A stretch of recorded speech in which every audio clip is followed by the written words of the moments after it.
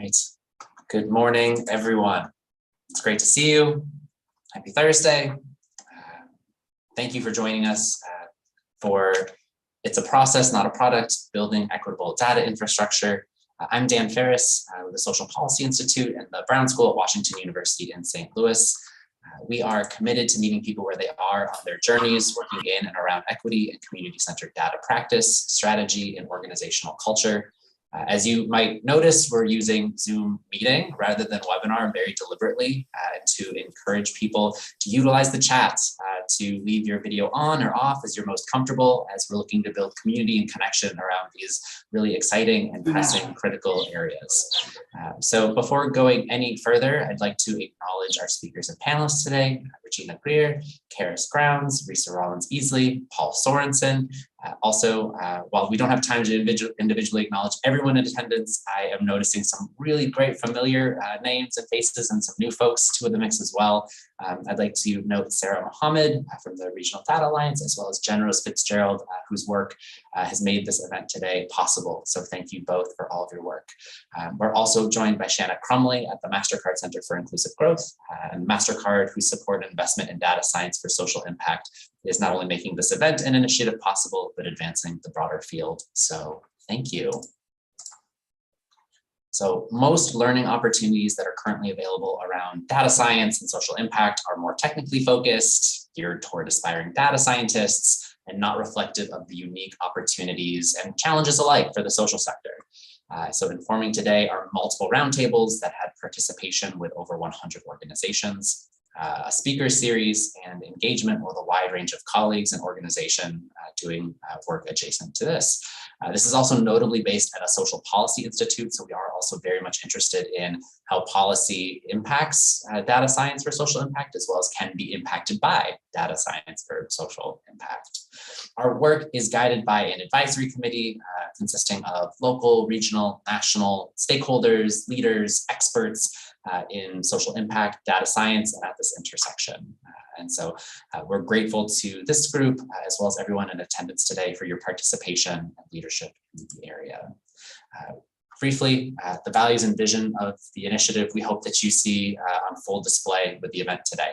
So we seek to meet participants where they are on a wide range of data journeys, center community engagement and racial equity in what we're doing, and to be informed by social sector input and priorities along with others. Part of our values and visions is both encouraging, welcoming, reflecting, and incorporating the feedback we get from our participants. And so we'll add a link in the chat, which has the event survey. Please do feel free to open that in one of the many browser tabs I'm sure that you have open on your computer already.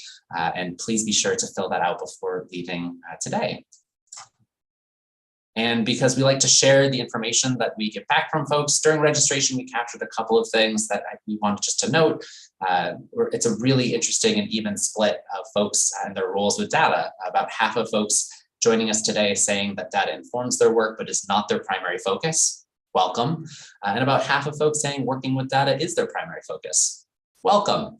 And then a bit fewer, but still a notable 3% of folks who say that they have little or no interaction with data, but they were so excited to see the speaker roster and the theme of the topic today that you just couldn't help but register and join us. So welcome.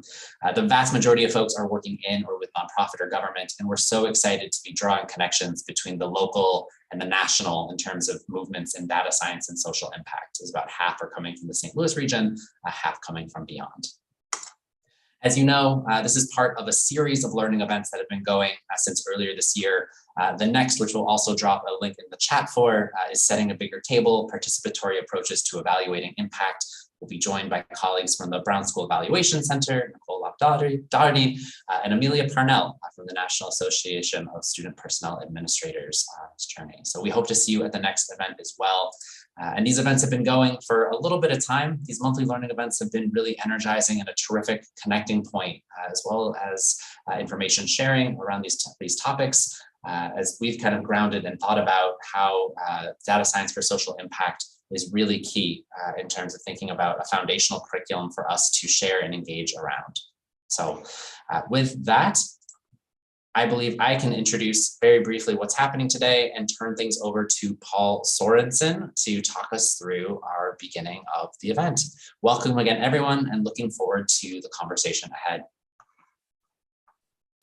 Wonderful. Well, thank you, Dan, for kicking us off and setting the stage. Welcome to everyone who is on today.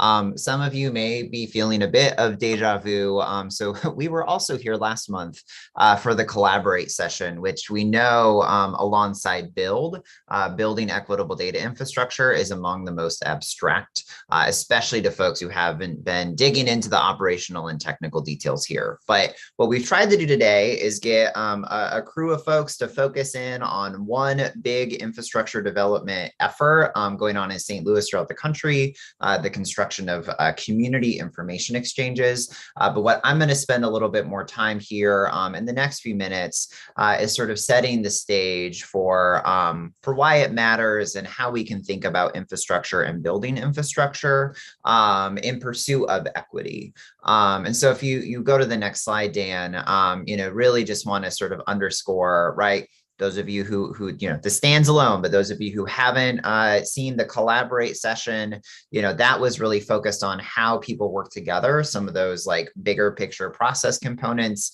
focus in on the continuum of care. So folks who are providing services to the unhoused. And then this month, right, we're going to focus on the infrastructure that enables collaborative processes, including whether or if equity is centered or how well equity is centered. And all of that being said, right, like this will get kind of abstract pretty quickly. So we're going to ground today in a story about how equitable data infrastructure or the lack of equitable data infrastructure impacts a person seeking services. It's going to be, again, those of you who were here last month, you heard about Debbie's story of trying to seek services. We're going to do it a little bit quicker this time, but still really hope to center ourselves in why this matters to people and communities beyond nerds like me who are just really into infrastructure. So I want to tell you a story about Debbie. This is not a exactly real story from an individual, but is a composite stitched together from what I've learned for people looking for services when I ran emergency assistance programs at Grace Hill Settlement House, as well as just sort of conversation with a variety of providers and individuals about how their stories play out today. So Debbie worked the night shift for the last year at a big box warehouse. And then last month, she caught COVID and knocked her out for 2 weeks. And because her employer revoked a COVID paid leave policy, they ended up firing her for an unexcused absence as she was trying to return. So now Debbie had another problem. She was always running tight on rent in her apartment in Dutchtown, if you go to the next slide, but she missed the payment when she was out sick. So Debbie did what she could to make a partial payment. She sold about half of her food stamps for the month, figuring that she could eat cheap, as well as a chunk of her diabetes test strips, also figuring that she could make do with less as she got back on her feet. If you could go actually 2 slides ahead now, Dan, that would be great. So then one morning, after not being able to reach Debbie, her cousin found her passed out in her apartment and called 911. Debbie woke up in the hospital with stabilizing blood sugar and a text from her neighbor that the landlord had thrown all of her stuff onto the curb and put a padlock on her door, which is illegal, but happens all the time. And so fortunately at the hospital, Debbie was connected to a social worker who helped her contact the United Way housing hotline to find a place to stay. And the person at that call center directed her to St. Patrick's Center, which then helped her find a temporary apartment for a couple months while she recovered and looked for a new job. So that helped Debbie, right? And if you go to the next slide, right, like found a place, right? Found something more stable. She felt thankful, even if she was a little unsettled, as she moved out of the shelter into a small apartment, was able to receive additional supportive services. And so what I'd love for folks to reflect upon in the chat real quickly is what systems or sectors did Debbie encounter throughout that process? Losing her job, losing her house, going, into the healthcare system, and then, landing in a shelter in an apartment. So what systems or sectors did Debbie encounter? Employment, HR, right. So there are a lot of employment systems that were in place or not in place that sort of kicked Debbie to losing her job. Emergency housing, healthcare systems, yes, yes, yes. The food system, right. So food stamps and how they can be used and how they sometimes work as other currency. Law enforcement, absolutely. And in some ways, like whether she would call law enforcement or not, even though that was an illegal eviction, is a really important component of this too. Housing. Yeah, and I think that also reflects the list that we came up with as well. For the systems and sectors that Debbie encountered. And it's significant, right? The ones that you just named, some of the others on here, like benefits access, call navigation and call centers, temporary shelter, supportive services. And we also know that there are a number of others that are typically encountered by folks that Debbie didn't in this story, right? Mental health services, recovery services, disability resources, the courts, other components as well. And one thing that we also want to really underscore that Debbie's interactions with such systems are often heavily impacted by her race, her class, her family status, her gender identity, disability status, other intersecting factors, which can make navigating this system better or worse, depending on systemic bias and systemic inequity. And so setting the stage again, right? So like this is the landscape that we all exist in as data people, but also as folks who play a variety of roles in this ecosystem of helping people, health, social services, community-based research, whatever it may be, and asking these deep questions about like, how is this all connected, right? How do these many systems and sectors connect to each other? If they are connected, I think this is really important too.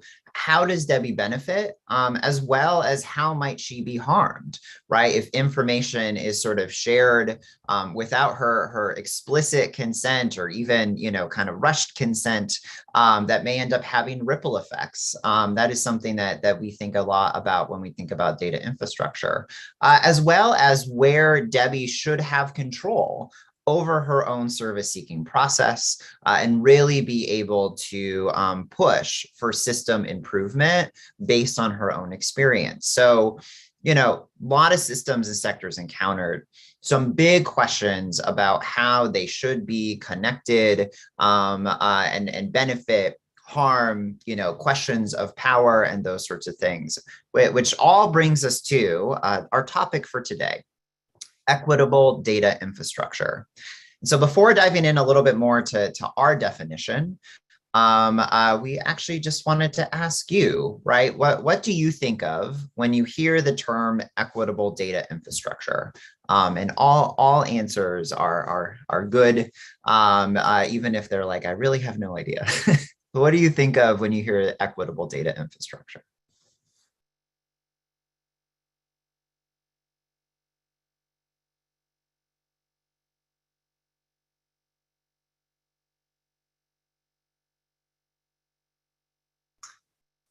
Right. So infrastructure that is accessible and inclusive. I really like those.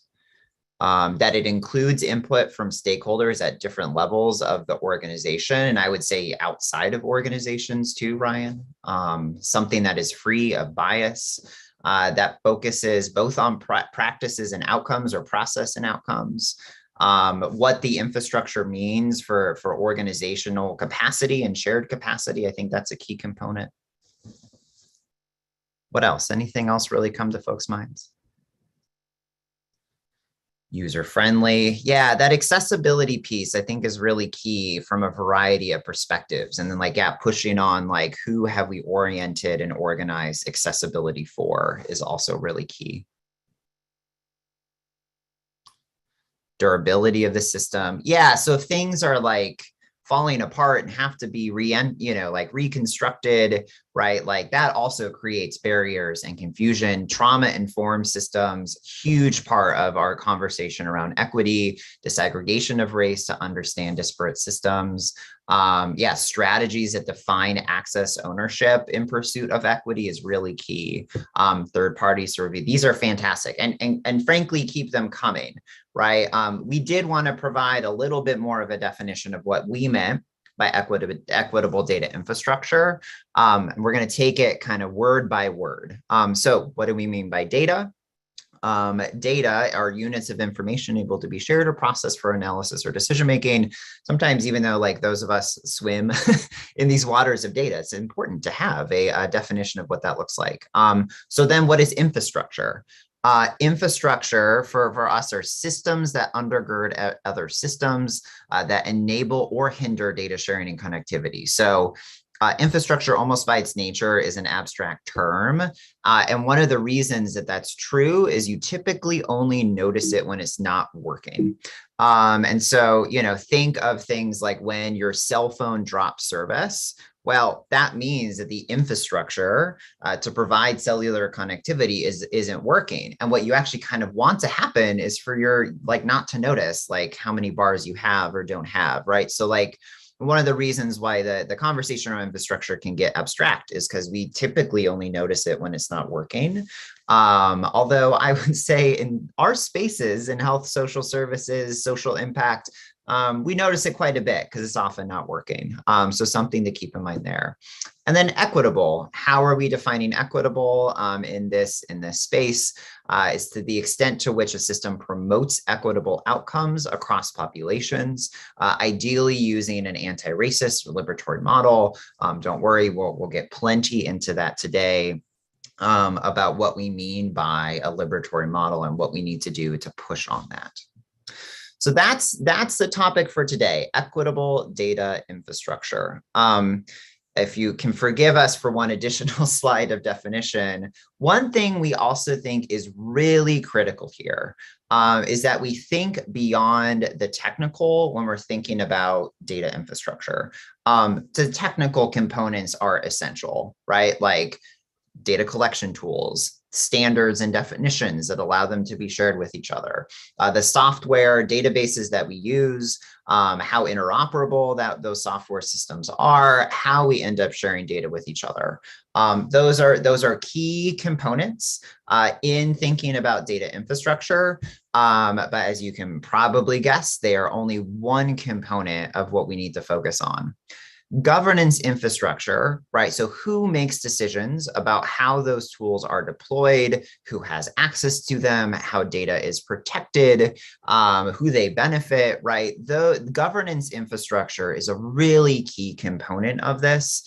And as you can see with care model design, quality and improvement, accountability, you know, a database is a database, but are the governing bodies that help define how that database is used and the impact it has. And of course, though, those governing bodies exist within a larger context of community infrastructure or community focus on policy, on funding streams, on reporting requirements, on efforts that are helping to stitch things together, even if they aren't directly a part of governance. Although typically, right, these things are all related to each other, right? And so as we continue to move forward, you know, thinking about infrastructure, and Dan, if you go like two more things or two more little animations here, really thinking about how these systems inform and reinforce each other and pushing beyond the technical focus of infrastructure to thinking about like, who decides, so who makes determinations around how that infrastructure is deployed,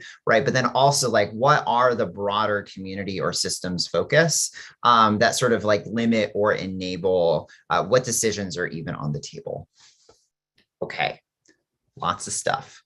What does it look like? And so before going any further, we're gonna pause again. And I really wanted to know sort of where y'all are at in the process of considering this question of data infrastructure. So I think Jen Rose is going to spring a Zoom poll on you. And I think that we're just hoping to know a little bit more about how data infrastructure interacts with your work. So take a second.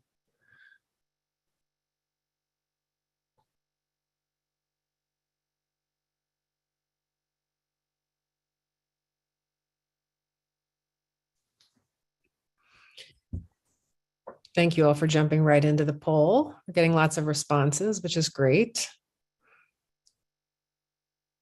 Yeah. Well, it seems like the majority of folks indicate that data infrastructure is central to your work. If you don't mind sharing in the chat, some of you who fall in that bucket, why do you say that it's central to your work? How is that showing up?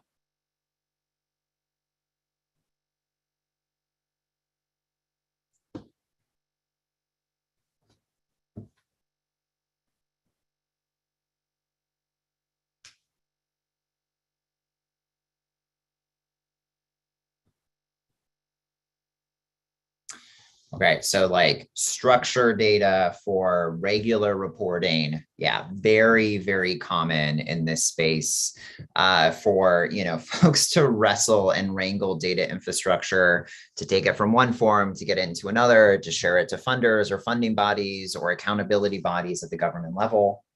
Coordinating services for perinatal care. So care coordination, huge component and huge way that data infrastructure shows up.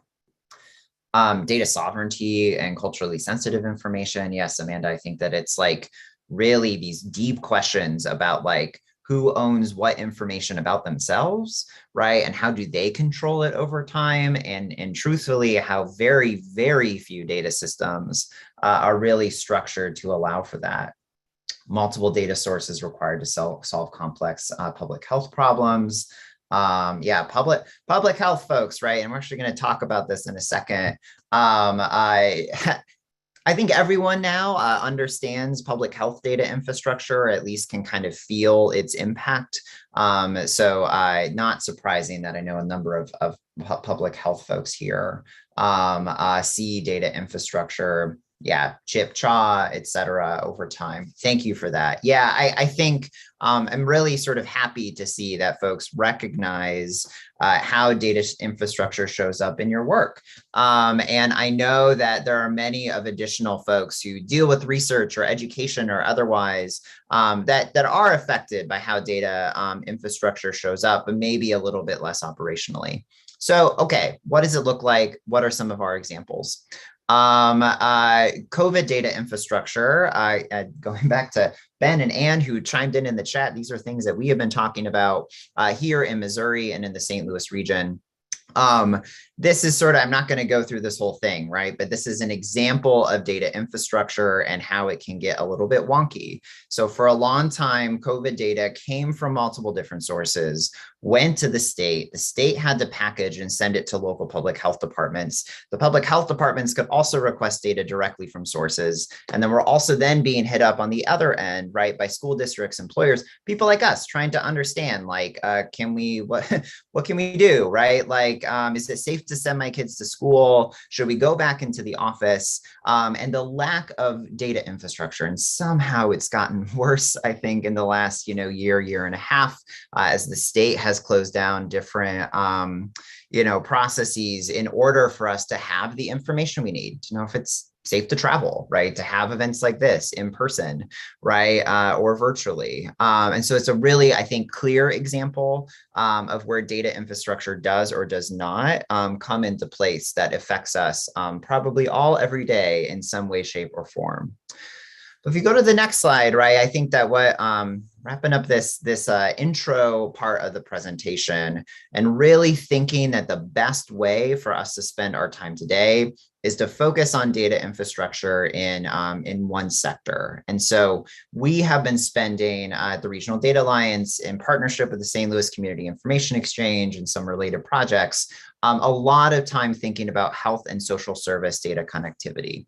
And those of us who are like, oh, my role is in community development or education or research, we know that those arenas, this is relevant for you all as well.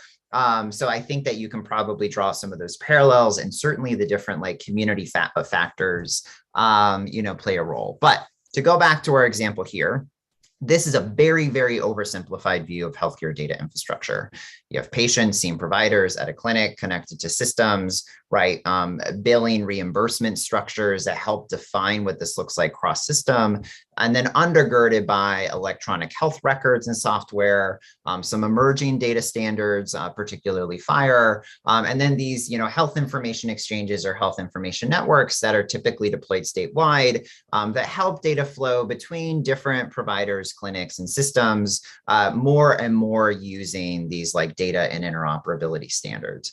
So that's healthcare, right? And healthcare today is exceedingly interested in how do we connect to social services and social care, right? And so here is a very oversimplified, again, overview of social service data infrastructure, which you can already see is quite different, right? It's not that same like person to provider to clinic, right? But oftentimes it's a person embedded within a family, within a community, right? Maybe you see an individual case manager or provider.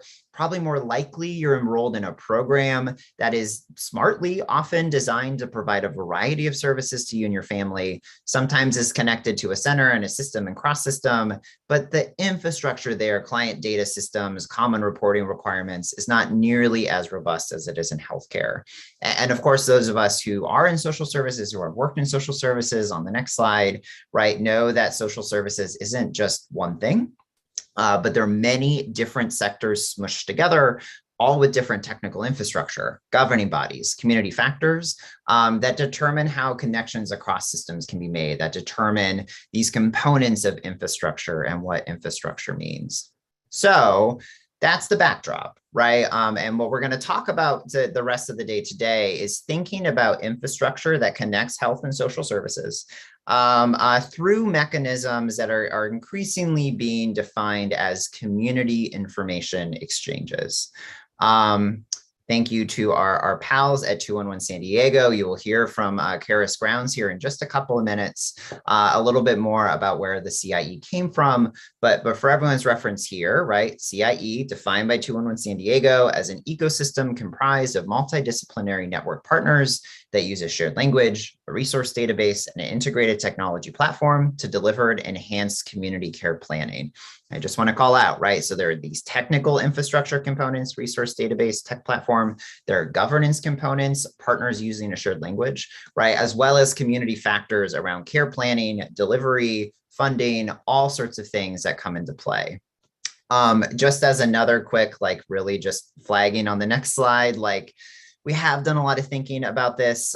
This is from a white paper that we published with Open Referral, which is a national initiative helping communities think about the role of data infrastructure. And again, right, really trying to underscore where the technical components come into play around resource data, who provides what where, client data, community-oriented data governance, and really sort of putting some emphasis on the governance pieces.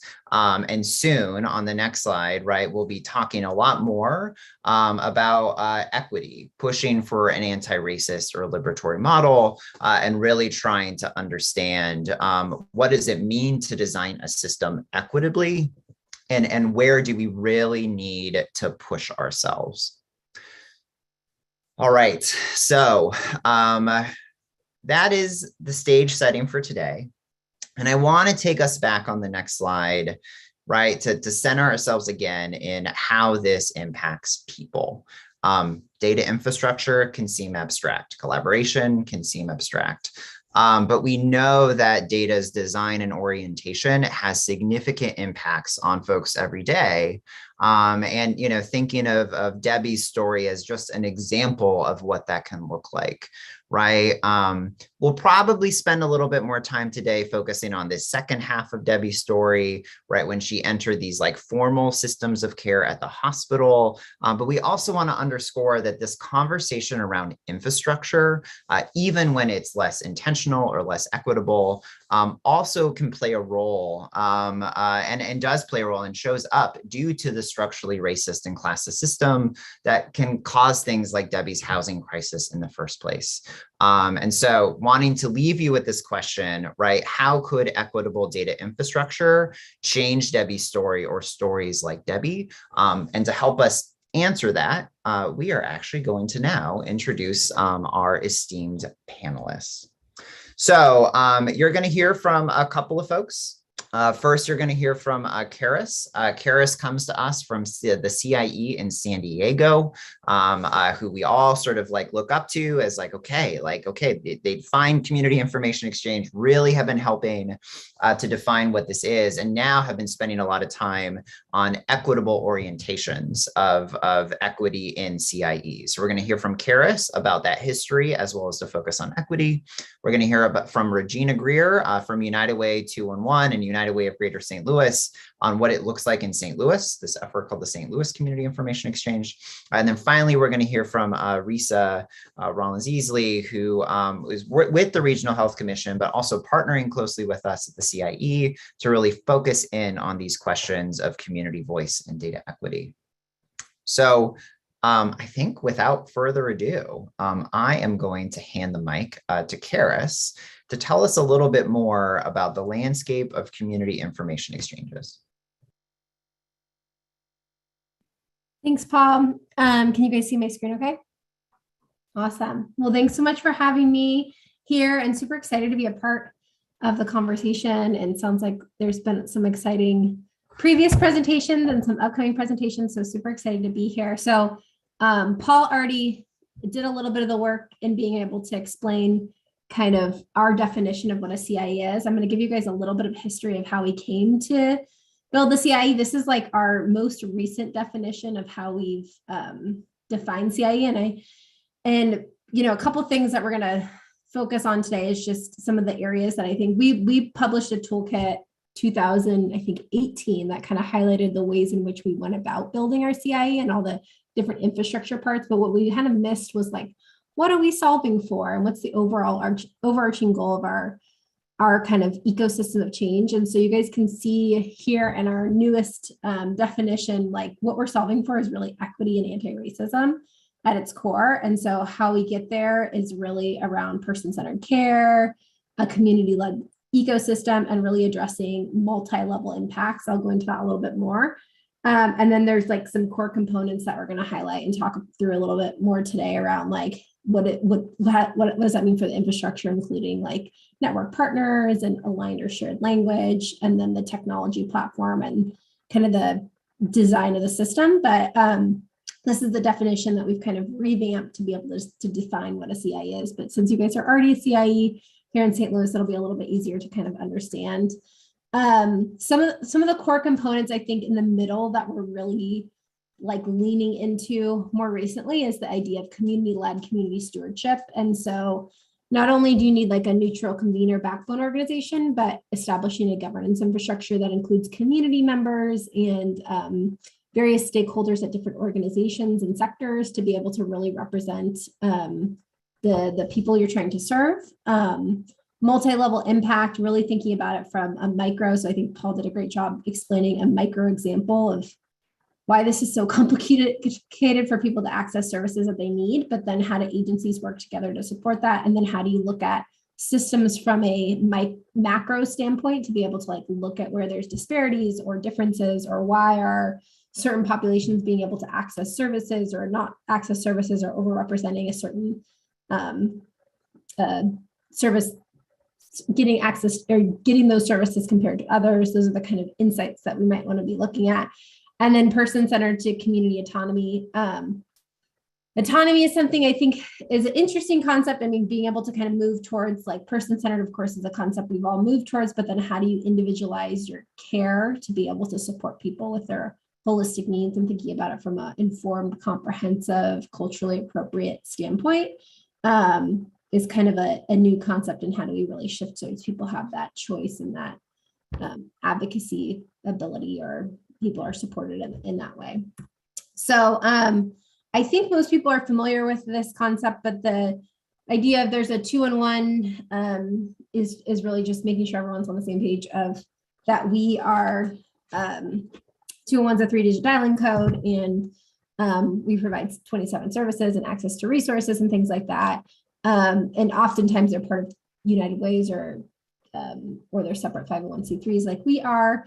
But what the Community Information Exchange and what our role really in that is, we're like the backbone organization that's stewarding that and really supporting the governance that is built within the community and representative of our community to move towards this really person-centered interventions and cross-sector care. And so 211 is not the CIE. We think of CIE as it's embedded into the community. People, organizations own a part of it too. Community members own their data in it, and it's really stewarded within our community.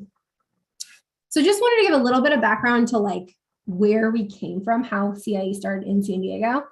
It started over 10 years ago, and it was really, it was in our downtown San Diego, and it was focused on individuals experiencing homelessness. We have in San Diego and everywhere, we have housing crisis, and being able to get people into housing is very limited. And in our downtown San Diego, there were certain individuals that were being transported. They were going to the shelter, being transported via emergency services to the hospital or to the jail. And there was no coordination between these different providers, and they're costing the hospitals a lot of money. You can see some of the public reporting around some of the numbers of the costs of these individuals. But the idea was really like, hey, these organizations were like, what if we started asking these individuals if they were okay with having the information shared? And we actually started coordinating services between the hospital and EMS and the shelter bed. So people, like when they left the hospital, they could be discharged directly to a homeless outreach worker and coordinated back to the shelter, instead of kind of these costly non-interventions where everyone's just kind of repeating the cycle. And so that's literally how the CIE started. It was a few organizations kind of being like, hey, let's come together and let's just share information. It had nothing to do with referrals. It wasn't referrals for the first, I think, 6 years or 7 years of the system. And it was really just around, like, I call it like a glorified Excel sheet, but essentially people sharing information about their situation. And so that is really how it started. And so this is kind of a history of the transition. And clearly my, you can see my arrows were very straight when I did this. But so it started with homelessness, moved to older adults, then to veterans. And then in 2018, we moved from a cohort model to like an all use case, all population. So we really started with specific cohorts and to kind of define the use case and define the value before we moved to all populations. But it's been really an evolution over time. Would we have done that the same way now? I mean, I can't really speak to that. I think there's a lot more investment in SUH than there was over 13 years ago when this started. But that's really how we initiated and how we kind of started. And so I think in our evolution too, and I kind of alluded to this, and we're going to send this out so you guys can see some of the publications that are associated with the outcomes in this, but we started thinking a little bit bigger on how we could actually collect and use this, use and coordinate this data so that really supported individuals in a more tailored way. And it really supported the systems that were trying to serve these people, knowing that an individual has to access government systems and healthcare systems and social services, and none of the information is coordinated, and the outcomes are totally separate with what you're trying to document or bill for, or you're tracking. Those kind of things are completely separate. So how do we create shared language? And then how do we really start thinking about it from a macro standpoint around, like, where are the disparities, the unmet needs, the barriers? How do we use data so it doesn't sound like everybody has their own story? We have a collective story as a community around, we can start showing like, hey, aggregately, we know this person continue to be homeless, or this percentage of people, because we have all the data collectively to be able to do that. And that's only available when you have it in one system, like a CIE, to be able to actually invest or to provoke those kind of thinkings or opportunities for change. And so really the core components, I'm going to highlight these real quick, but just, we have a lot of collective infrastructure with our network of partners. We have over 120 organizations with over 300,000 individuals that have consented to have their information shared within our system. And so with that shared governance infrastructure and our network partners, we have a bunch of, and I can't remember if I included in the slide, our governance structure, but we have like a policy and ethics committee that helps to think through like who gets included in the network and how is information shared and how do we create an equitable system and how can we learn from each other and support individuals differently? All that kind of stuff is through our kind of community network. We have a shared language that we use to be able to communicate people from a continuum versus like a point in time, which I think most of the systems thinking about screening, and we're trying to think of holistic needs and how do we move people up and account for barriers and utilization and knowledge and immediacy into that resource allocation or into that intervention that you're providing. Closed loop referrals was something we added, as I mentioned, back in 2018, but that's interesting component that we've added in. It is a piece of the puzzle. The technology platform and data integration, that's really leaning in towards the technical infrastructure that's able to integrate and be interoperable with a bunch of different systems, and it allows for communication feeds and proactive elements into our system, so we can like ping organizations when this person was transported by EMS or in jail. And so that creates a more proactive, responsive system of care that's supporting individuals. And so really the end all goal is this longitudinal client record that's providing care coordination. And so this is just a little example or snapshot into what our system actually looks like. And so our technical infrastructure and how we try to use that information to inform care. And again, like our end all goal, at least from an outcome standpoint, from my perspective, is really like, how do you use this information to change the intervention you're providing to that person? So how do you do more trauma-informed, culturally appropriate, individualized care based on that situation, so that person's situational needs, and really support them holistically? And so this is a way in which we've had the information available to be able to do that. A closed loop referral component too, that is just another piece of it. Honestly, like our number one use of the CIE is really for looking up information to be able to do more in-depth coordinated services. Healthcare, which is a great partner of ours in a lot of different senses, because we have health plans that are participating hospitals and federally qualified health centers and independent physicians' offices. I think there's an interest for that connection specifically with healthcare. That's probably our biggest utilizer is for sending and receiving referrals is around FQHCs receiving referrals, and then healthcare providers sending referrals to be able to plug them into care. So this is a way in which we document and track and coordinate services for proactive follow-up. And then from a macro level, this is the type of data that we can now see, and we can look at trends and information to be able to provide, to be able to see what the differences are in our certain populations. Why is there overrepresentation for certain races or ethnicities, or looking at gender differentiations or income levels. This is like one high level demographic, but of course we have social differences, and we can start looking at complexity of needs and how many needs different individuals have based on various demographic information. And then that's helpful to be able to understand what type of resources or services or system change needs to happen to support those that are most in need.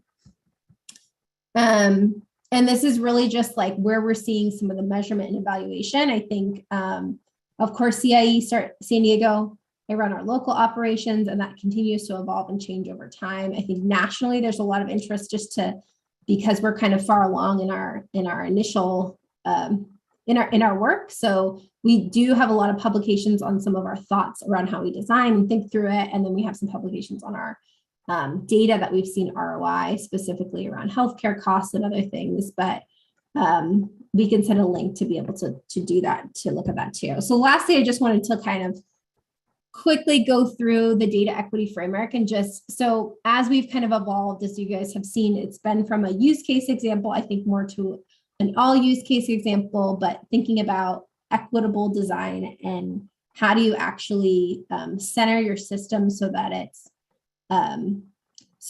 it actually is addressing the overarching equity and anti-racism tenets that you're trying to solve for. And so the way we thought about this was in two ways. One thing is who and how it's designed, and then what are the drivers that really make it operationally work. Because I think a lot of times I think of it as like policy, like the design is like the policy, and then like how it actually gets implemented is like totally not related, because sometimes the drivers don't actually support that policy. So we wanted to group this with, there's two parts to this. You have the policy, like who designed this, who's setting the table, and how are you thinking about who this is going to serve and who thought through it. And so that's really our kind of design model, like who was at the table when they made the decisions around how this is structured and designed as a community information exchange. And so we think, you know, most of the way we've saw it, although there's sectors that represent all of these, you might think of like the police or something that might be more of a predatory design versus a savior design. Sometimes I think of healthcare, and a lot of our systems are designed more on savior design, even ourselves. We fit into a lot of these categories too in San Diego. Ally design, and then how do we really break through that ally design towards equity or liberating model is really where we're showing there's a limiting factor, the way that's the racism in America really doesn't allow for people to break through that like red line, that limiting barrier that we highlight here. And so just wanted to talk through like the data systems and drivers. So this is really just we have 11 drivers and what actually makes up the reasons behind the design of that system. And so we defined these and just wanted to like just highlight them here. And in our paper, we actually go through each one of the designed drivers and what that kind of means for each system. And so let me just show you an example here for a savior-based design system. But sometimes like in a savior-based design system, we're often like screening for information and trying to pull it. We're not necessarily looking at it from a collective standpoint. We're assuming we can just take the data. The accountability and transparency, there's some accountability, but it's not actually fully transparent. People don't actually have access to the information that they're submitting into the system, and it's sometimes over medicalized or over screeners or language that might be not equitable to the providers that are actually thinking about the services, those kind of things. So here's like an example of how we really thought about the system. And I think that what's cool about this is it really allows for organizations to like read through these and reflect on where they might fit, and then ways in which they can move up towards a different level towards a liberating model. And so it's just like little shifts and changes you might need to make to your processes, or how you get consent, or how you design your governance that will move you up towards a more liberating model. And so really that was the tool in which we were kind of thinking through and how we're thinking about our own system of care. Not saying that San Diego is a liberating model, because we still have so much work to do. I don't really know if anyone can have a liberating model at this point in time, but being able to kind of think through all the ways in which we design and drive the system that could really create this more equitable system that we're trying to create. And so those are just some last points, because I know I'm running out of time, is really like the community-driven approaches to care that we felt like have been core to us making a more equitable system. And we continue to evolve and grow and be agile and responsive to the needs of our community, and adjust the way our governance works and adjust the way that our systems are providing care. It's a continual growing process, but these are just some features that we highlight here. So I'm going to end there, knowing we have more presentations, and thanks for the opportunity. Thank you so much, Karis. And so I know that folks probably have questions for Karis. Feel free to drop some of them in the chat. I am going to invite Regina Greer to present a little bit more about what this CIE model looks like in St. Louis. Then hopefully sort of like after Regina's presentation, where you've seen sort of the San Diego setting the stage, and then a little exploration of what this can look like in another community. Hopefully we'll have time to for a little bit more active Q&A. So Regina, would love for you to share a little bit about what's going on in St. Louis. All right, thanks, Paul. Thank you. Good morning, everyone. It's a pleasure to be here with you today. I just want to give some gratitude to Karis and the team in San Diego, because I really do count them, and a lot of us across the networks count them as a forerunner and a pioneer in this effort. And so you'll see as I walk through the presentation of how we have created the community information exchange with our partners here in St. Louis, you're going to see some of the same tenets, because we have learned a lot from them and their efforts over the years. So for our St. Louis region, we have deemed, and our moniker is our Greater St. Louis Community Information Exchange. We are, of course, in a metro area that covers a bi-state region. And so we look at this in terms of our Greater St. Louis footprint and how we bring services to the community. So as I move to the next slide here, CIE defined for us, you heard Karis, talk about what a CIE is. Very similar to that. Our definition is just like that in terms of us being a regional network of partners, we're all focused on improving the health and well-being of folks across the entire St. Louis region. And we too use a shared technology platform where partners are able to share information, to have better coordination of efforts. And with that main focus of the reason why we're doing this, we have a lot of, I would say, value propositions to bringing a CIE to life here. But the main component is to focus on person-centered care, that holistic care that helps move people from crisis to stability. When we looked at a CIE, how would a CIE fit our region here? Our case for change really, very similar, but some of the things that were facing us were siloed systems, a lack of coordination that happens across the service delivery model. Sitting in the middle as a 211, we often saw very quickly how many people, were put in a catch and release model, but we really didn't have a lot of control over whether they got helped or not. And so we looked at data, we looked at all of the components, we surveyed, partners, we looked at what should that future look like, and that's how CIE came to life for us. We saw that there were limited utilization of services. There are a lot of services that are left on the table simply because of a lack of robust coordination or that closed loop process.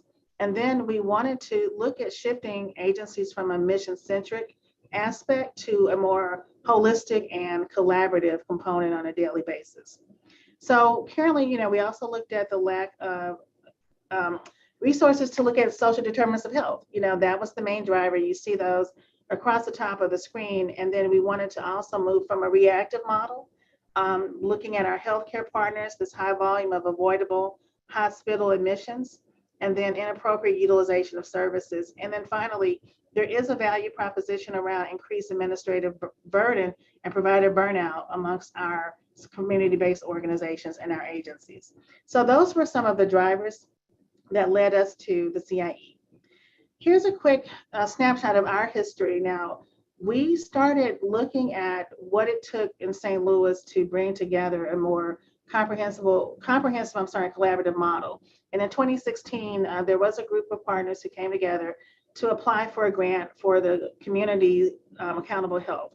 We unfortunately were not successful in that grant as a region. However, things did not stop there because we believed so much in the mission and what it was going to take to move our community forward that we began further exploring what it took to get to this interoperable state, to mirror and to partner with our healthcare systems, and once again, to bring our agencies together in a better fashion so that we could serve people more appropriately.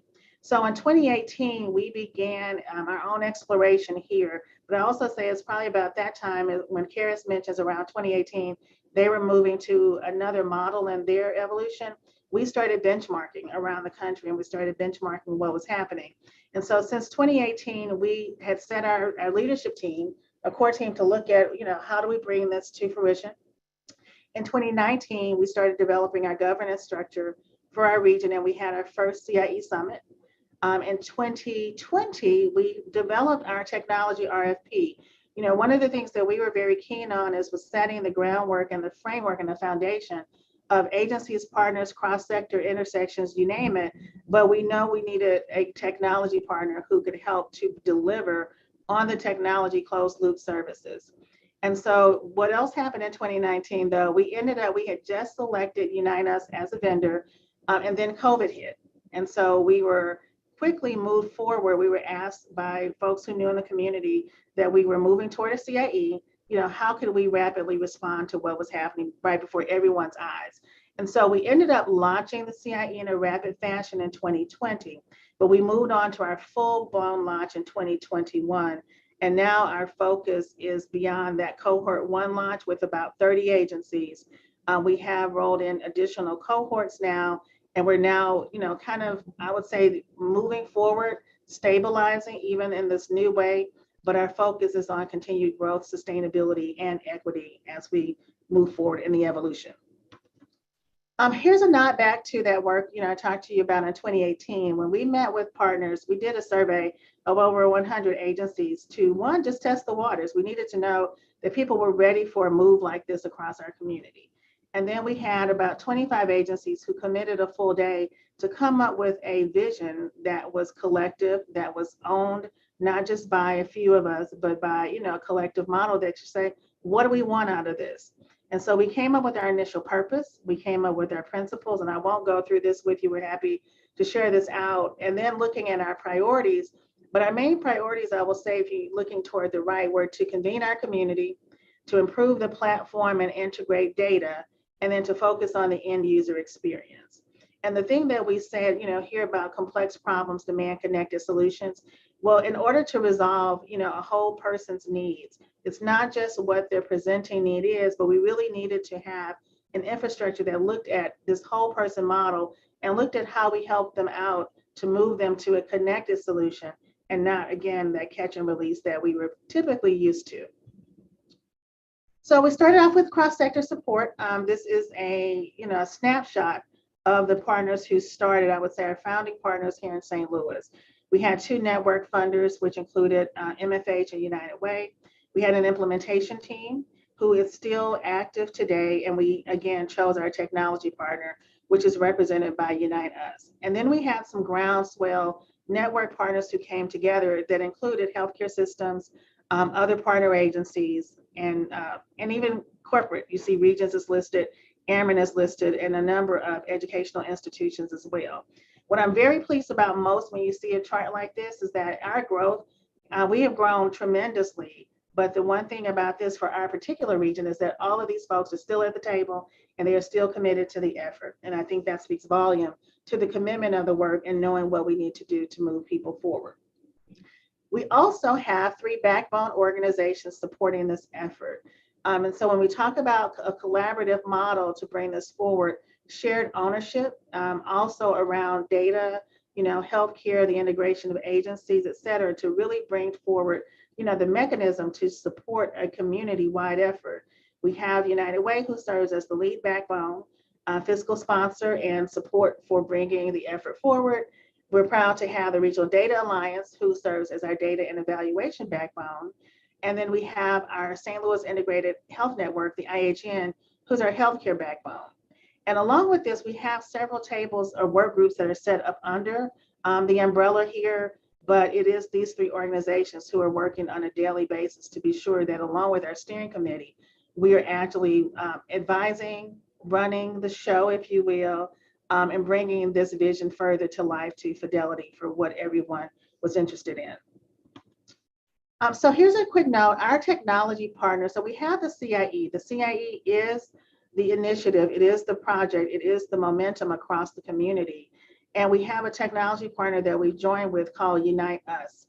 And so when we started this, we said, hey, we've got the network. You know, we're managing a network of partners. We know we're bringing them capacity building. We're working with everyone here on the ground.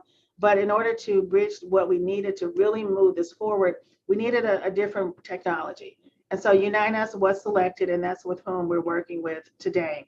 And so as you're using the platform of those that are on it, that's the technology that is, you know, underpinning the work. And when we think about 211 and the alignment, because we get this question very often, and Karis, you know, I think you kind of mentioned this a little bit, Karis, but, you know, what's the difference in how does 211 align with Unite Us? You know, when we saw this model, one of the principles that we looked at deeply was a concept of multiple on-ramps and no dead ends. And we know that when we're seeing folks who have needs, who have unmet needs, who need to be further navigated, who cannot transition a system or traverse that system, I should say, on a daily basis on their own, we see people that are identified from the healthcare environment. They're coming through, they may identify themselves who want to be self-served. They're coming through 211 on a daily basis, and then they're also showing up at our community-based organizations. And so when we see people that have needs, we're actually trying to capture them where they are and then move them through a single coordinated system that has 211 sitting at the middle, but it also offers the ability for an agency to agency referral, for healthcare to agency referral. And we like to imagine and say here, if you could understand this, that healthcare partners are now able to write a script to community-based organizations directly when there is an unmet social determinant of health need. So the alignment comes in terms of a multiple on-ramp strategy, but the main component is a no dead end strategy that we're able to see and monitor and ensure that people do not fall through the cracks. And here's a vision of the network implementation right now for the Unite Us team. So Unite Us is a national partner. They are, engaged in several different areas. We are live with our CIE, and you see that represented in the orange shade here in our greater St. Louis region. But just for everyone's knowledge, Unite Us is looking at replicating the models in different parts of the state, and then even further across the country. But we do want to just give them some acknowledgement as to their growth. But what is different about us here in our region is that we're bringing a platform forward, but we're also bringing the network that was already formed and solidified to be able to shape the effort for our particular region. So I'm going to talk a little bit now about the impact of the CIE that we've seen so far. And so as we think about data, one of the things that we knew that in starting this effort, there's a lot of data that comes forward every single day.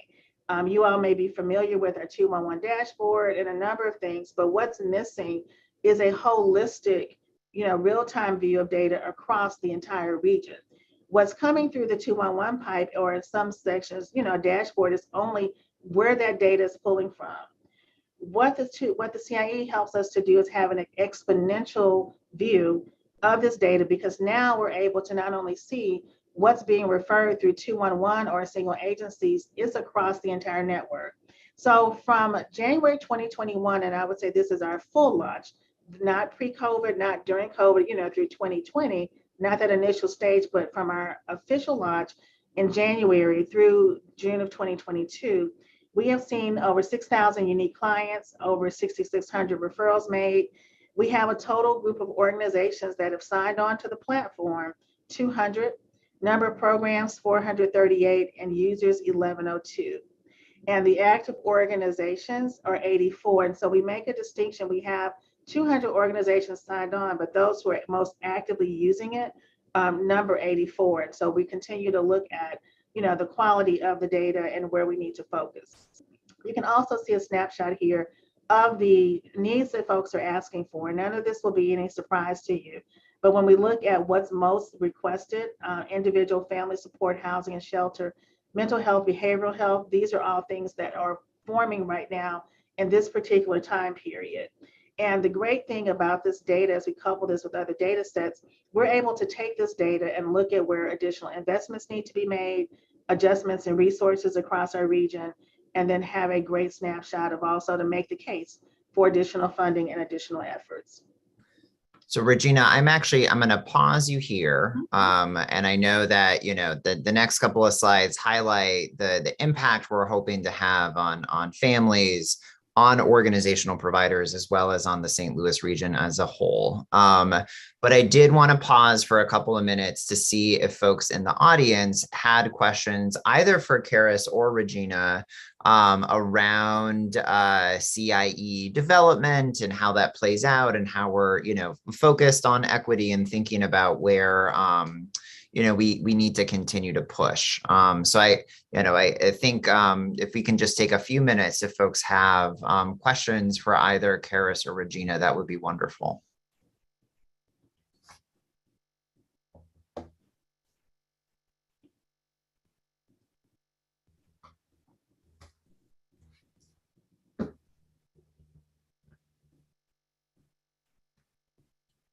If there are no live questions, we can ensure that we can monitor the chat as well and answer along the way.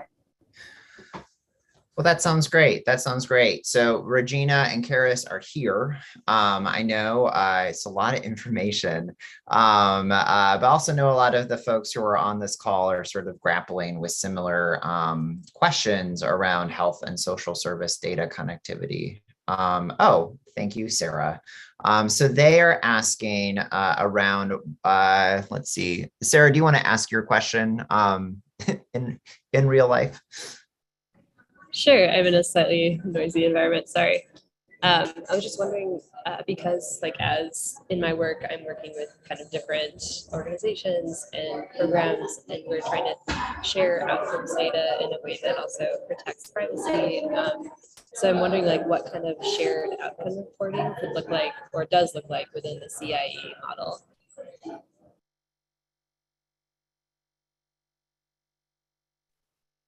Do you want me to go first, Regina? And then Yeah, I can go first. So, Sarah, I mean, some of this data is available, and so we can make this available to you, to partners, to organizations. So we have seen a great deal of folks use the data that comes out of this for your grant reporting or for grant making, you know, or even to make the case for additional dollars. So if you have a request, we're happy to share out what's available. Yeah, and for our systems, we do utilization reports and kind of trend reports. We've actually been able, one of the things, we have like Tableau dashboards that people can access and run their own analysis on the data. So that's been a huge push, is just being able to like give people access to the data and to run their own analysis on the aggregate data within the CIA or individual population data based on the people that they serve. So that might be a future state for St. Louis. And then Catherine is asking to hear about, I think this is a question for Karis, but yeah, given that you've been at this for a little while, like how does the data you're collecting in the CIE help to really push on those like systems level problems? Because you can then see across organizations. Where and how has that been used? Yeah, I mean, I think we've seen it most commonly for, I mean, there's like real use case, like examples in like real time, like when our local housing commission has extra vouchers, for example, and we have like access to data to be able to say like, here's the 100 people that could qualify because we already know their exact situation. So we're able to like be more proactive instead of like respond, hey, we have 100 vouchers, call for the first 100 people can get access to this. So it's a way that we can be more proactive. We've done a lot of, we haven't published this yet, but we did this heap analysis where a whole bunch of homeless prevention providers got money, and we used the CIE to screen and refer and coordinate, and we have access. We integrate data from our HMI, homeless management information system. So we have outcomes around homeless services as well, so we can see if they went back into the homeless system. And so we're able to actually track like that the prevention programs are working, and $1,000 can make a huge change to someone's life and prevent them from being homeless. So that's kind of like some examples of the system, but we've done a lot of publications because we have the access to housing data. Housing is really predictive data to say like once your utility bills are going bad, most likely your housing's next and how soon that could happen. And so it's just like more risk prevention opportunities. And so we can use that for funders and in coordination within our community and providers too. Fantastic.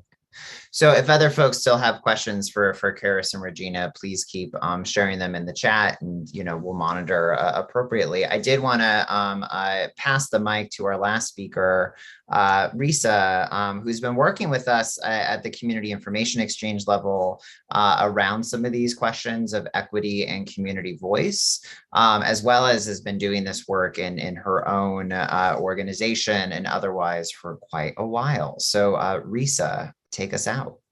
Awesome. Thank you so much for the opportunity. Really glad to be in this space. It was phenomenal to hear directly from CIE San Diego and some of the work that you've been doing, because a lot of what we have been doing has been modeled on the work from CIE. And so a lot of the examples and frameworks that we bring and that we use have really been steeped in the lessons learned, because I am a big proponent of not reinventing the wheel, but in using our collective wisdom, energy, and experience to advance and amplify some of the work we're doing in the region. And another shout out to Regina, Paul, United Way, 211, all the things, right, that give us an opportunity in real time to really dig into the space and see what it means and looks like. So my lens, my perspective is really, how do you put handlebars on it, right? So I'm always harping on theory, frameworks is only as relevant and as valuable as our ability to apply them in real life and in real time. And so the questions that we continue to ask ourselves around data and equitable data governance is, okay, so for whom, right? Who are the beneficiaries? When we think about data, are we thinking solely about the organizations who are providing services and care and collecting the data, or the folks who are the data? Right. And so if we're expanding our perspective and thinking about who gets to decide, I think it really allows us some space to shift from allies into that space of liberation, and what does that mean to really have that as the end point, like that's what we're going towards, and knowing that that's a really complex process. So again, I'm not going to spend a lot of time on this because you've already heard from the source itself on how powerful this is. And so for us, we spend a lot of time steeped in thinking about the impacted communities and the relationship between institutions and impacted community, and how we bridge that gap in our new orientation and framework with the St. Louis Regional Health Commission. We've really focused on bilateral communication and power sharing. And what does that mean? To include the folks who have the wisdom of experience and who are actually living and navigating these systems to help inform our problem definition, to inform what information we collect, to contextualize what it means, and then to help us think about what are the appropriate interventions as a result. And then how do we evaluate and refine those interventions, because that's an ongoing process of being able to share point of service failures as a means of calling service providers in, not out, in order to creatively redesign our systems in ways that benefits everyone. So we've been doing that work within the St. Louis Regional Health Commission, but I also have the privilege of thinking about this with some dynamic system leaders around the table with a subcommittee of CIE, a work group of CIE that's focused specifically on client and patient voice. And so when we were thinking about what does this mean, what does this look like, how do we embed this into everything that we do, we decided it needed some of its own attention and energy. So again, assembling folks who were members of the served community, who have regional coalitions, who are successfully centering the voice of impacted communities. So the folks who are sitting around the table, who we initially reached out to, were individuals whose organizations have deeply rooted community components that hear directly from individuals with lived experience to help inform and transform the services that they're providing. And so the purpose of us convening, you'll see here, is to create systems and organizations that improve the lives of community. Again, that focus on bi-directional communication and thinking about, again, handlebars. What does this look like in practice? What does this look like in real time? And so it's important for us to develop a framework to think about operationalizing equity, because what I have found is that folks will say, in theory, that's great, but now what? Like, what does that even mean for real? And how do we do that? And so we're really focused on contextualizing it and giving folks examples of what that might look like, and also communities of practice where we can work through some of those nuanced barriers that we're going to inevitably experience in this work. So I'm going to divert a little bit and spend a little bit of time talking about the RHC and what that has looked like for us. I call this our season of failing forward. I affectionately do that because I want to put that out into the space a little bit more. We understand that as we go towards liberation, none of us know how to do it. None of us have done it successfully. But we do want to prioritize that it is important enough to try, and that in trying, there will be some times when we don't necessarily get it right.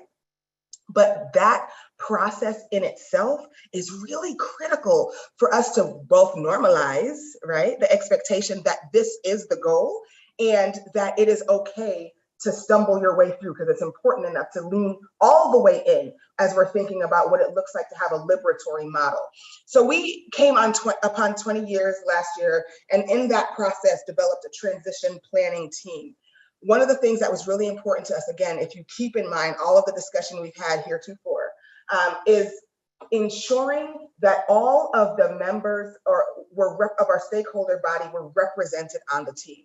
So ensuring that it wasn't just token representation in one or two members of the community or folks who are experiencing or navigating the safety net, but there was a critical number to be able to help inform and influence the conversation.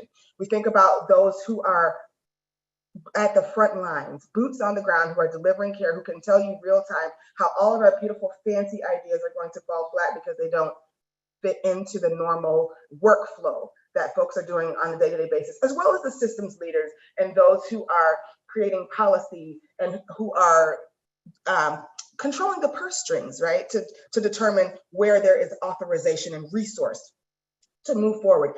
And I'm going to tell this story and then like fast forward through some of the slides, because one of the things that for me was most helpful and useful in that process that I hold on to was a time when we did fail.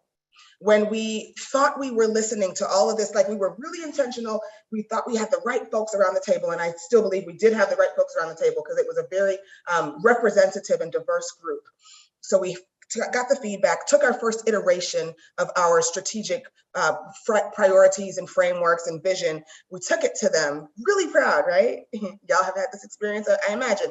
And the executives in the room were like, this is amazing. Like, this is really challenging us. It's stretching us. We're going in a different direction. Like, I feel like, hey, you know, we're getting it. But we noticed as we were sitting around the table that there were members around our stakeholder community that were silent.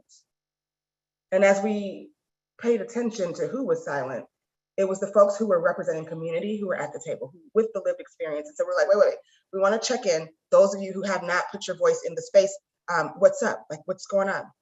And they were like, I mean, if you want to get the same thing that you've always gotten, cool, go ahead and do this. But this is not the words that we were used. This is not, there's no abolitionist language. Y'all talk about liberation and moving in that direction. We were like, whoa, abolitionist language. And we had to stop.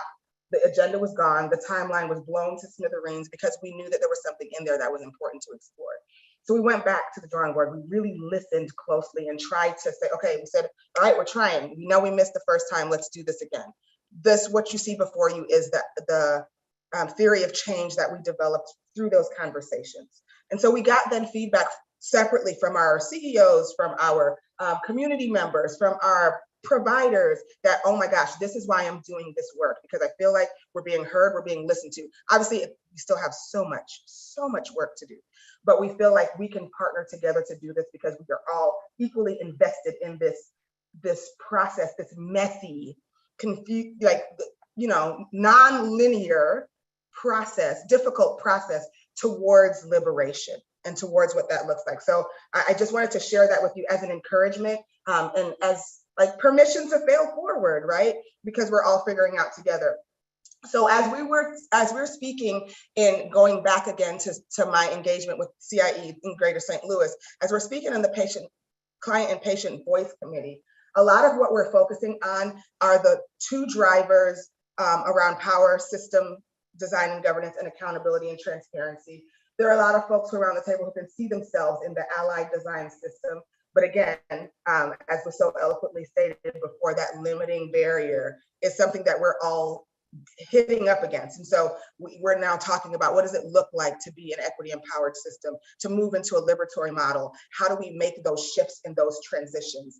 And so as we think about our responsibilities in developing a framework and preparing systems of value utilizing client and patient voices, proactively setting expectations, and what those deliverables are, that's what we're keeping top of mind, what we constantly bring back to the conversation to challenge ourselves to move strategically forward in that direction, to challenge ourselves to bring the things that have worked within our institutions, to really explore what it looks like. The last meeting that we had, the conversation was centered around ensuring that lived experience and client and patient and consumer end user voice was embedded in all aspects of the process. And how do you do that in a way that is authentic and respectful, that acknowledges that we're not empowering community, we're acknowledging the power that exists within community and redesigning our systems to create space, to co-create. I like to call it the creative destruction of the systems that are systemically and historically designed to disadvantage some, and then creatively strategize around what that means. It takes us out of our comfort zone. And so some of the conversation veered towards, well, what would it look like if we then, rather than asking folks to come to our preset tables, went to their tables? And what are the criteria and the characteristics of listening, respectful listening, that we go and understand what the point of service failures are and bring them back? When we talk about grievances, what does that mean?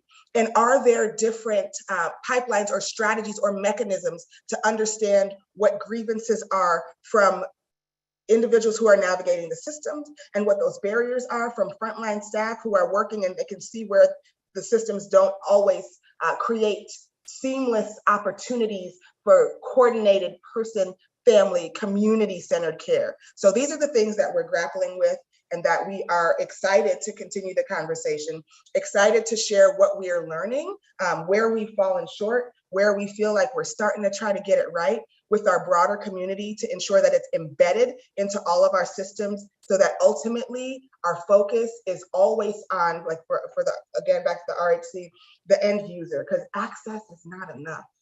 It's about access, it's about outcomes, but it's also about experience and creating and reimagining systems that work for everyone. So I'm going to stop there, and I'm happy to entertain any questions or hear any thoughts that you might have. I think we could have time for one question specifically for Risa, and then I have a question for all of our panelists to sort of wrap up our formal time together. Anything rise to the surface for Risa? A lot rises to the surface, but anything put into question form?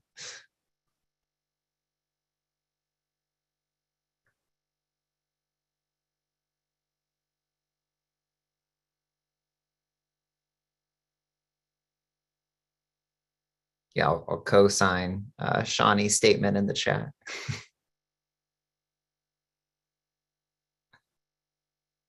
That's great, Sarah.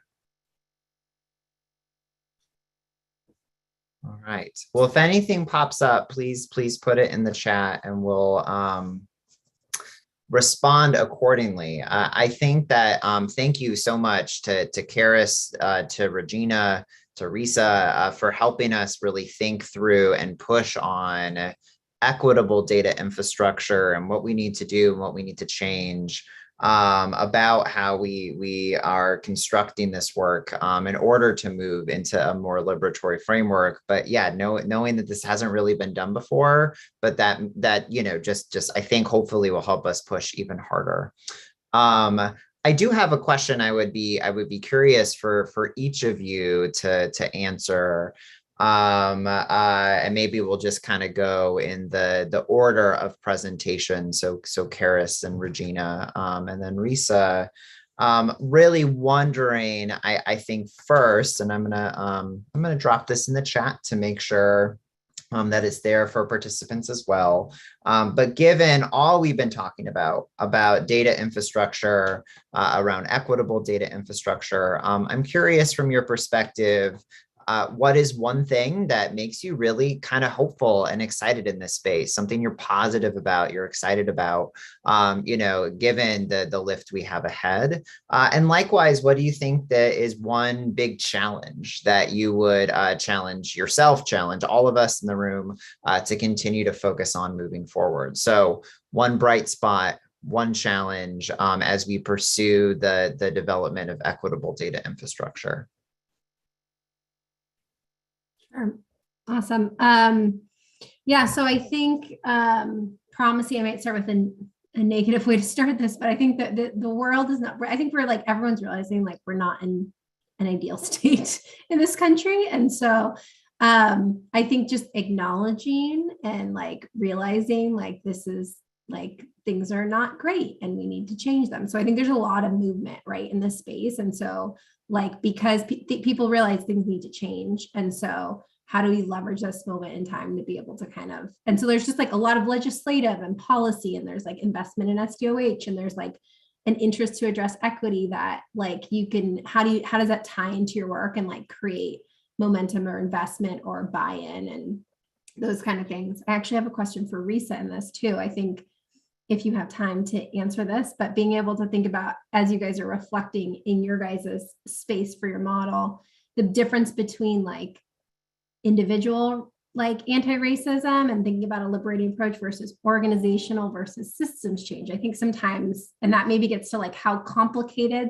like the challenge or the opportunity in the space is really like, this is complicated stuff. And there's like, it's like peeling an onion where you're like, okay, well, this is tied to this and this is tied to this. And like, it all loops into capitalism and funding and like the outcome measures you're thinking about are different than other things. So how do we, so just being able, but I think it's like, I like the handlebar analogy, Risa, because it's like, there's like, whereas there's tangible, practical applications and approaches to be able to take this, that you can actually see change. And so like, that's where it's super promising and like exciting. There's a lot of challenges because there's so many ties to it, but being able to kind of like, where are there wins to be able to like move the work forward, to be able to point to it and create buy-in and value, that I think that's where we evolve and are continue to be agile and responsive to the community. That makes CIE in San Diego successful, is because we're like, we have a pulse on the situation and we're responding in real time versus like waiting for data 3 years later and being like, oh, there was this issue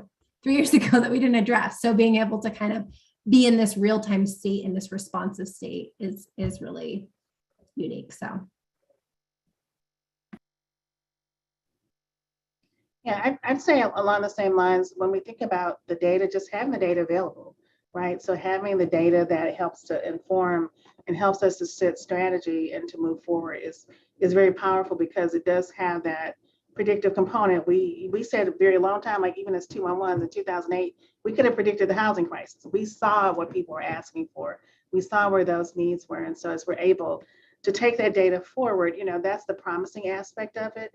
But I think the challenge is what gets measured gets managed too. And so the challenge is going to be around how we manage that data, how we govern it, and how we use that to make responsible and equitable decisions. So good thing is we're getting more data, it's there. Challenge is how we use it and how do we deploy it. Awesome. There are so many thoughts that are vying for preeminence in my mind right now, but I really love this question. And I like to start with the negative because I like to end on a positive note, because there's so much negative. We get stuck.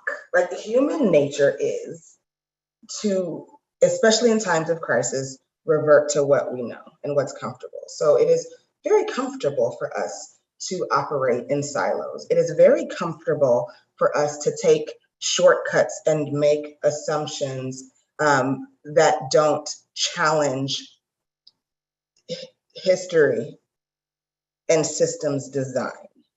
And so I am really concerned that we are not maximizing on the lessons amplified, I won't even say learned for some of us, amplified by COVID. That is burning my biscuits, right? So that's the negative. The positive is that there are folks who are actively swimming against the tide and that are, without question, determined that all that we have lost will not be in vain, right? So you said something really powerful to me, Karis, that was that the multifaceted approach that is going to be required in order for us to see sustained change. Like, I'm all for that interpersonal one-on-one, we have to change minds and hearts in order for us to behave differently. That absolutely, without question, must happen. That is hard generational work. And in the meantime, people are dying today. So while we are doing that hard mind, attitude, heart shift, transformation, alignment, awareness, we have to make it real inconvenient for systems to continue to disadvantage certain individuals, families, and communities over others. We have to, I try to live by the principle of Sankofa. And it talks about understanding what happened in the past. And not just like understanding it like, oh, that happened, but no, you can fix it. Acknowledge the grievance. And that's the other thing that I think I've learned most powerfully through the pandemic and in our work, really trying to ground ourselves in community and to leverage the power and wisdom in system and community together. I had someone talk to me after a presentation to say, I appreciate the fact that you acknowledge that harm has been done. We cannot pretend like the systems that are designed to heal have not created additional trauma and reinforced the trauma and the historic and systemic marginalization and injustice that is enacted upon communities on a daily basis, right? So while we're doing all the things that need to happen to change hearts and minds and all the things, and there are folks that are getting further entrenched, we have to make it real inconvenient. So that's not just like the social determinants of health, but the political determinants of health that got us to where we are today, because the systems are designed in this way. And sometimes by us meaning to do well, we reinforce those designs and enact further harm by how we collect data, how we report data, the words that we use, the systems that we enact, and the very processes that make it really expensive to be poor. So I'm sorry, I get really excited and I'm on my soapbox, but I'm gonna stop talking and we can proceed.